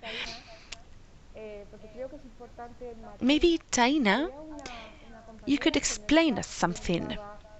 Because one of our colleagues asked what's the difference between human trafficking for sexual exploitation and human trafficking in general. I think that this question is key. This question was asked when you mentioned that movement was not needed for human trafficking to be considered human trafficking. So I don't know if you may clarify this idea for us, please. Indeed, exactly. This question was asked in the chat. I mean, it was actually one of the first questions that were asked. Taina has a background in law, so we are going to take this opportunity to ask some specific questions. Maria Escribano asked what's the difference between human trafficking for sexual exploitation and human trafficking in general, internationally. So as I mentioned, the Palermo Protocol, which Spain has ratified, gives us the definition of what human trafficking is. There are many forms of exploitation for trafficking. So you have trafficking for sexual exploitation, for labor servitude and exploitation, for slavery or slavery-like practices, for servitude and organ removal. So those are the, and there are other forms of exploitation, but those are the forms of exploitation that are listed under international law. So again, we also hear very often the term modern day slavery to describe human trafficking. It's not a term I use. Slavery is just one form of exploitation, and there is slavery within the context of human trafficking. But when governments talk about human trafficking as modern day slavery, the first thing it does is that it erases prostitution, because in our collective mind and sort of our cultural understanding, which is erroneous of prostitution, it doesn't look like slavery, right? So she doesn't have any chains on her ankles. She doesn't have a gun to her head. The door is not locked. And so I understand why some people use the term modern day slavery, because the concept of human trafficking is sometimes intimidating, but it's very harmful for the work that we do to link trafficking to the exploitation of prostitution. So again, just to go back to our train, we have to remember that human trafficking is just a vehicle through which exploiters bring their victims to an end destination. So yeah, and it's the concept of movement or lack thereof is very important, right? So you can be living in an apartment building, having never left the apartment building, and yet being trafficked into prostitution. But also what's important about the definition of human trafficking is that the means of trafficking are very broad. It's not, some people say it's force or it's coercion. That may be one element, but the vast majority of the means that are used by exploiters and pimps are coercion, enticement, you have the lover boys, fraud. I mean, it's a conversation, right? It could be trafficking. One of the means of trafficking could be a conversation. You're very pretty, I can help you. Do you need a job? Do you need a room, a bed to sleep in? I think you're beautiful, I love you, can you come live with me? I mean, those are the means that we know exploiters use every day. I was just talking to one of Anita Carter, who is one of the grandmothers of the survivor-led movement here in the United States. And she bumped into someone with whom she had been in prostitution. She was in a strip club when they were 18, 19. And she just saying, how are you? And her answer, and now they're in their late 60s. And she said, he recently died. So she had been with her pimp, married to him her entire life. And it was only through his death that she stopped being exploited. And so people don't really understand, like, you know, that is in fact trafficking as well. Yeah, so I would say, hopefully I answered the question, but again, I think our opponents often say, oh, child sex trafficking, no, of course we're against that. And we want to institute laws that yes, target sex trafficking, but we want to carve out consensual sex work because it's a job. And that makes absolutely no sense, not logically, not legally. It is absolute what we call cognitive dissonance, sometimes deliberately. Sometimes I think that by the time people are so indoctrinated by pornography and the commodification and subjugation of women that they have a chip in their brain that they cannot dislodge, that helps them understand sort of what are the links between violence against women and prostitution, but we have to chip at that understanding. And so I would suggest bring legislators to the Spanish brothels and ask them whether this is a job like any other. And I'm certainly not going to give all the descriptions that Amelia could do so much more brilliantly than I can, but it's the only so-called job where there's such a high rate of mortality, of violence, and where actually you make less as you get older than when you enter. And it's a again, I think we cannot divorce the conversation around money making, around profits. This is an extremely lucrative global business.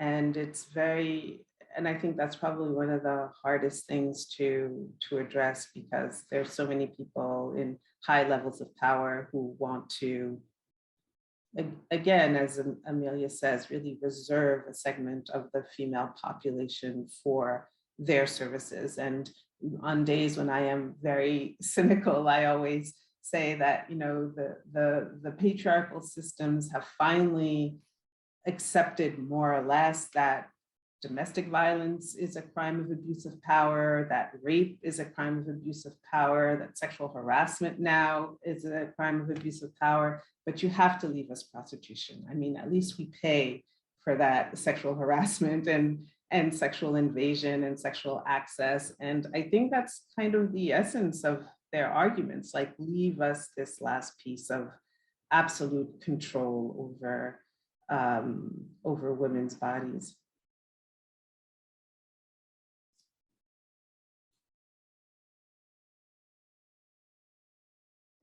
Idea that you have of taking the legislators to the brothels, I think they're already going there, actually. I think that's the problem.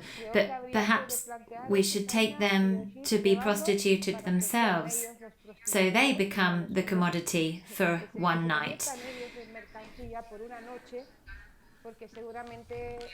Because otherwise it would be a very biased view. Yes, I meant to yes, not as buyers. No, I wasn't talking as buyers. They do that on, we know that.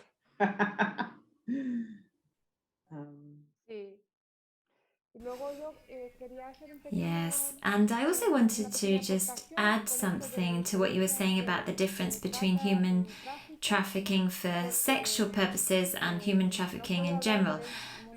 I'm not sure about globally, but at least at a European level, or definitely in Spain, because that's where I, experienced this world. I think that quite often people confuse the two concepts. And I think one way of clarifying this is by saying that human trafficking is a crime against national borders. These traffickers of human beings charge people to help them to cross a border illegally. That's human trafficking in a nutshell. But human trafficking for sexual exploitation is a crime against the human rights of women in particular. But as Taina said quite rightly in the beginning, it's not necessary for a border to be crossed. When it comes to sex trafficking, there is another end point in mind.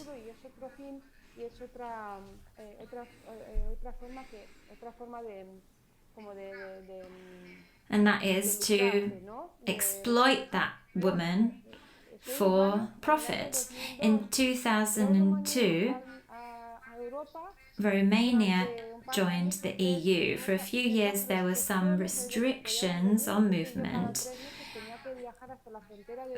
Every few months I had to go back to the border of Romania to pay somebody in order to sort out my paperwork to allow me to stay. I paid 500 euros to someone so that they would stamp my passport as though I had left the country and then entered again.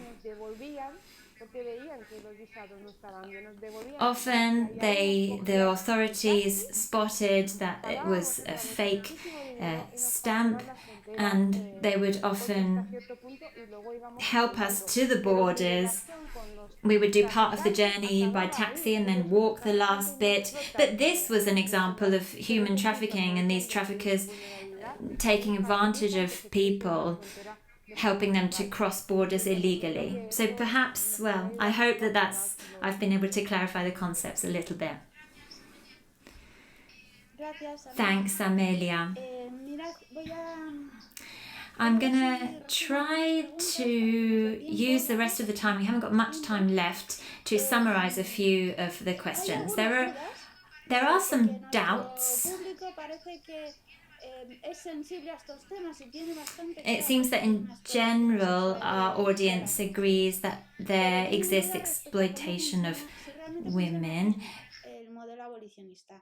Por ejemplo, But there are some doubts around the abolitionist model itself. So Sylvia, for instance, asks whether or not there are real alternatives that exist for employment and dignified shelter for these vulnerable women. Are there real alternatives out there for them?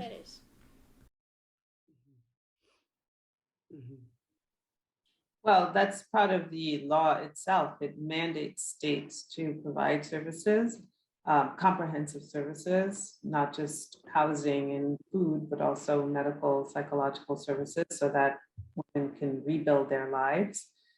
And also here in this country, there are a number of survivor-led direct service providers who are helping women rebuild their lives after prostitution. They have very few beds, and we have not been able to scale up, as we say, these services. But Spain should definitely be in a position to, well, first you should have an abolitionist prostitution law enacted. I know how difficult that is, but it's certainly possible. But also one way to finance, because a lot of governments claim they don't have the money, but one way to finance those services is to fine sex buyers. So that has been very successful in France. I should say that France has the strongest abolitionist prostitution law in the country, because it doesn't just amend the criminal code, it amends 9 different codes: administration, housing, immigration, education, etc. And they have come up with some numbers that are very promising, even though the law is only 5 years old. So far, they've apprehended 8,000 sex buyers. They've raised, I believe they've allocated 14 million euros to services from the fines that they impose on sex buyers, but that amount is triple. Unfortunately, the government has taken most of the money, seeing how lucrative it is for them to fine sex buyers. And also there's, again, a cultural shift to look at prostitution as forms of violence that need to be addressed. And also these laws are really key laws to prevent sex trafficking. If you're concerned about sex trafficking, then an abolitionist prostitution law is really one of the key tools of prevention.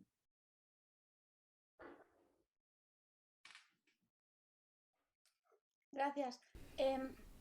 Si os parece, Thank you. vamos a hablar un momento. Well, if you agree, perhaps we could talk for a moment about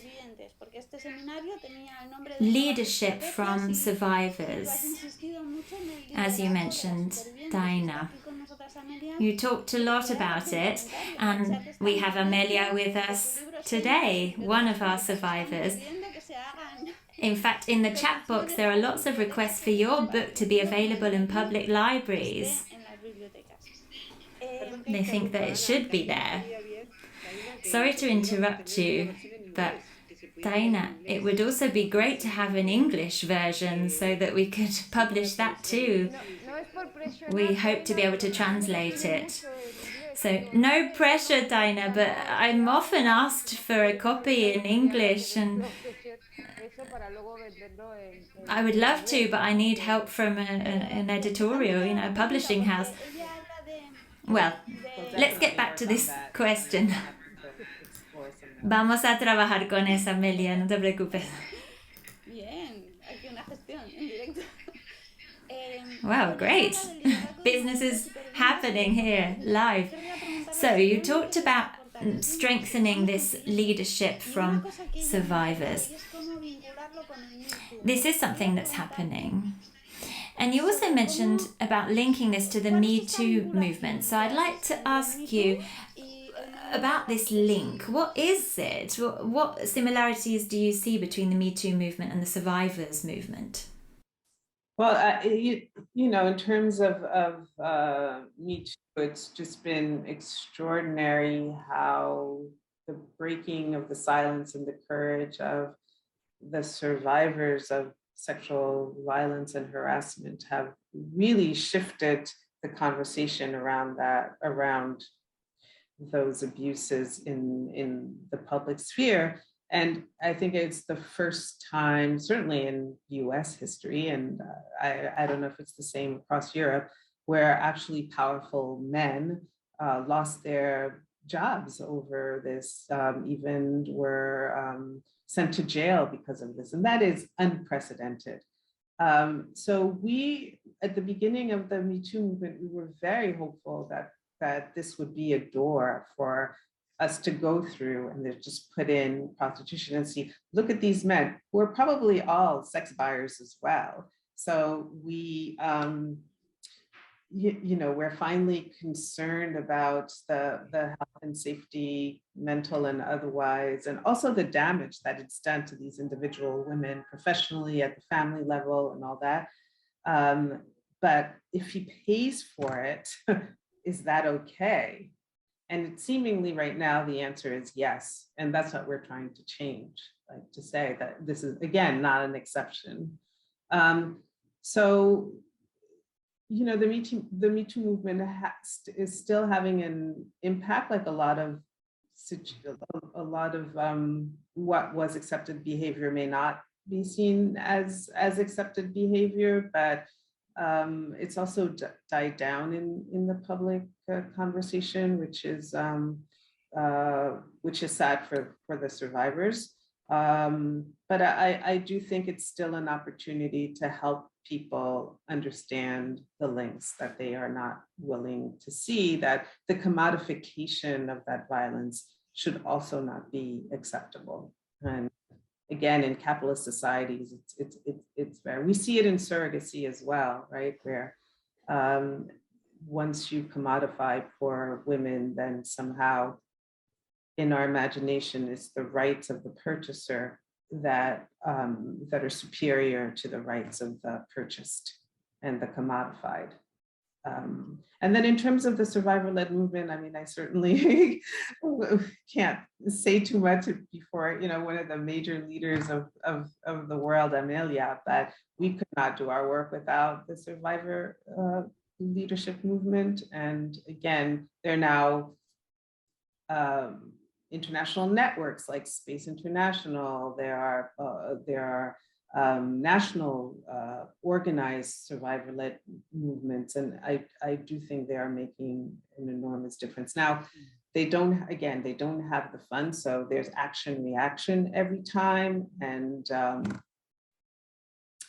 I think that the forces that are against us, that are highly funded and powerful, always find ways to hire very fancy public relations and communications companies to put forward their messages that we have to carve out prostitution for consenting adults. And we also, one argument that they also use is, if we care about people in prostitution, then you cannot cut their income source by penalizing sex buyers, which is rather a demonic argument, but one that they use with a very serious face. And then the other issue that I would say that we really need to raise, and again, this is especially in America's context, I think especially in countries that have been colonized by Europeans, is the immense racism and racial segregation of the sex trade. We all know that women are marketed based on their race, ethnicity. If you go online to read the sex buyers' reviews of the women they purchase, it is the most racist, sexist, misogynist, hateful attributions, descriptions of the women with horrific negative stereotypes that would in any other industry be absolutely forbidden and shunned and publicly condemned. And yet the sex trade gets a pass when we talk about the impact of colonialism, of the institution of slavery, of systems of racism and ethnic discrimination, or even religious discrimination. And yet here it is in boldface, and in pornography as well. Like you can select, and based on their ethnicities, nationalities, and races. And it doesn't seem to bother anyone, especially, you know, our brothers and sisters in the so-called progressive left who are so concerned with issues of racism and discrimination, but somehow close their eyes to the racist structure of the sex trade.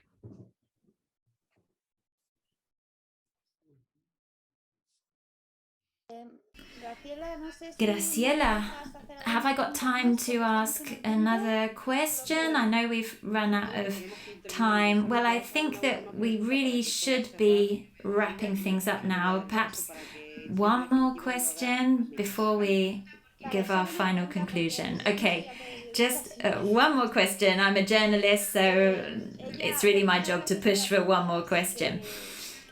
One of the strategies that Taina mentioned is to do with breaking down the arguments offered by the pimping lobby. One of the principles of our profession is to follow the money. But in one of your slides, you gave a very detailed list of the funders, those organizations that are financing with this discourse arguing for the legalization of prostitution. You gave the figures. But when we publish these types of articles with specific details, we receive the response that, well, they are philanthropists. They're just arguing for their ideology. So my question is, how can we break down this philanthropic disguise in the discourse? Excellent question. Thanks, Anna. I think it goes to what we've been saying the whole time, is that prostitution is seen as an exception to discrimination.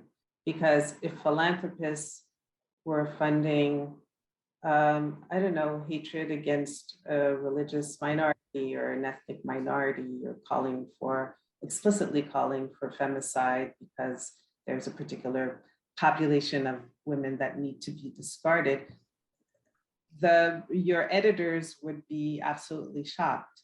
But somehow, again, because we're dealing with prostitution, it goes into some other part of their brains that accepts it. And so, yeah, you know, I think when we talk about strategies in the last 30 years, we have seen tremendous progress from a legal perspective with national laws, but our fiercest battle is the cultural. It's the cultural part. And I personally don't know how to address it, but it is our fiercest enemy is the cultural part. So if you look at a movie like The Hustlers, it's a Hollywood movie with Jennifer Lopez, where you see, I mean, it's obviously a Hollywood movie, it's very glamorized, but anybody who cuts out the noise will see sort of the series of exploitation. I don't know how many people have seen the film, but you see that most of the women on stage are women of color, that all the men in the audience are white men with money.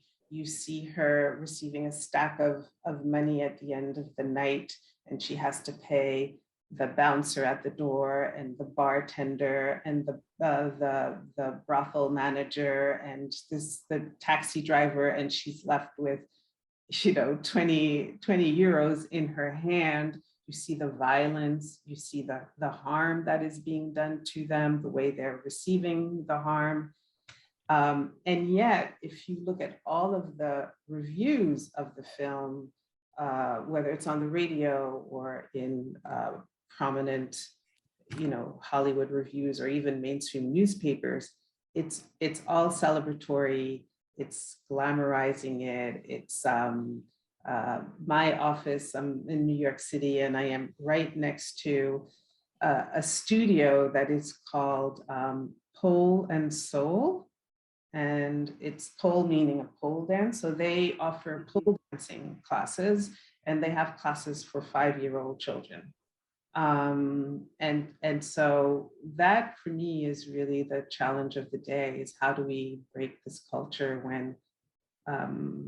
when it's actually people who should be with us that are promoting it. I call them the regressive progressives, because what they want to do is go back to a situation where certain women are segregated for exploitation, as opposed to lifting us all up toward our liberation.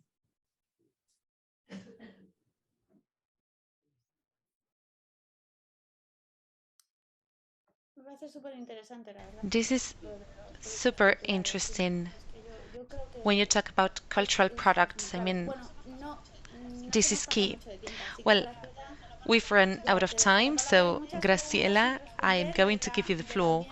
We have a lot of unanswered questions, but we can try to share them with Taina later on. Of course, we will try to answer your questions through interviews, and we will do our best. Thank you so much, everyone, because your behavior has been exceptional in the chat. Graciela, you have the floor. First of all, I'm going to give the floor to Amelia, but first and foremost, a couple of colleagues from the chat said that there's going to be a demonstration on the 28th of March convened by the Platform for the Abolition of Prostitution, which is the most important abolitionist platform we have here in Spain, Taina.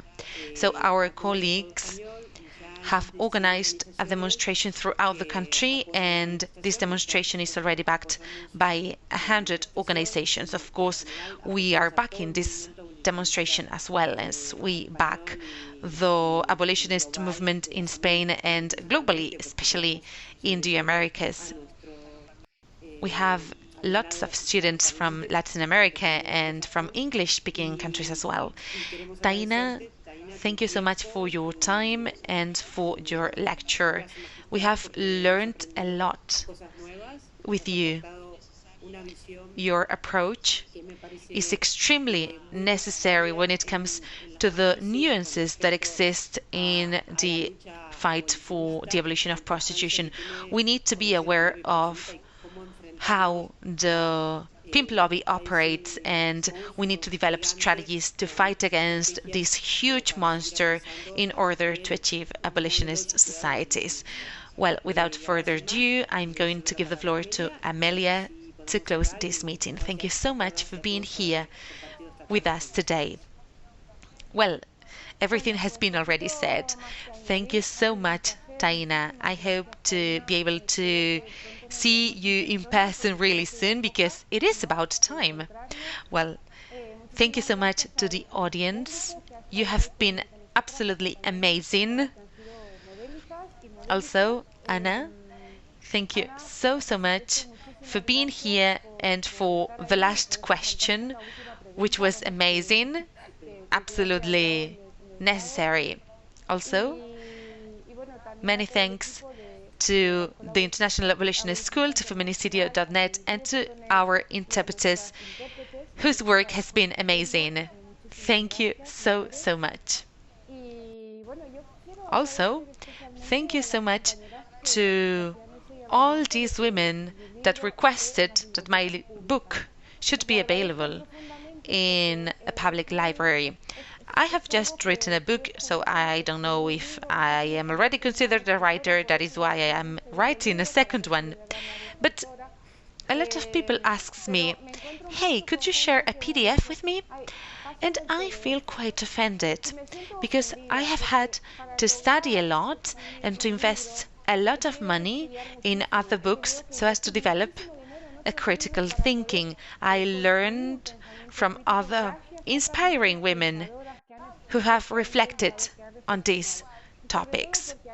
For me, personally, I feel very successful when someone pays for my work. So if we don't have money to buy a book, we have to ask for it to be included in our public libraries because we have this right.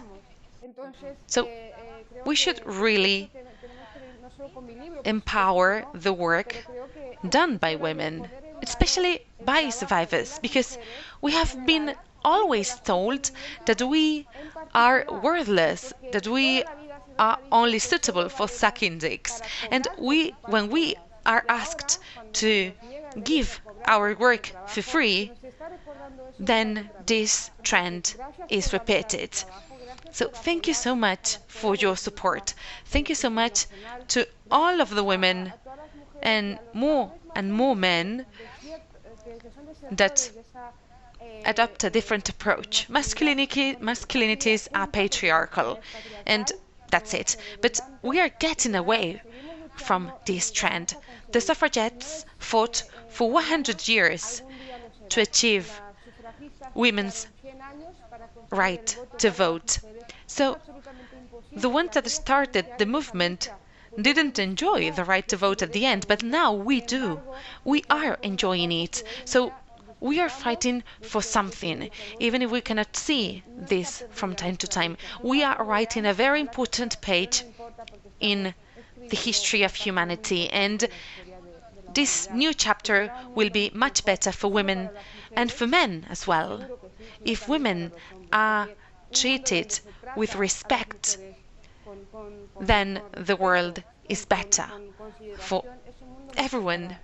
So let's keep learning and let's keep being activists. We have to actively fight for change so that the changes that we want to see in the world are actually implemented. We may be at home thinking that, okay, no one does anything. I mean, the police is turning a blind eye as well as the state, but we should actively participate so as to achieve the Horse Revolt, which is the title of Amelia's book, translated into English, La Revuelta de las Putas in Spanish. Thank you so much. Bye-bye.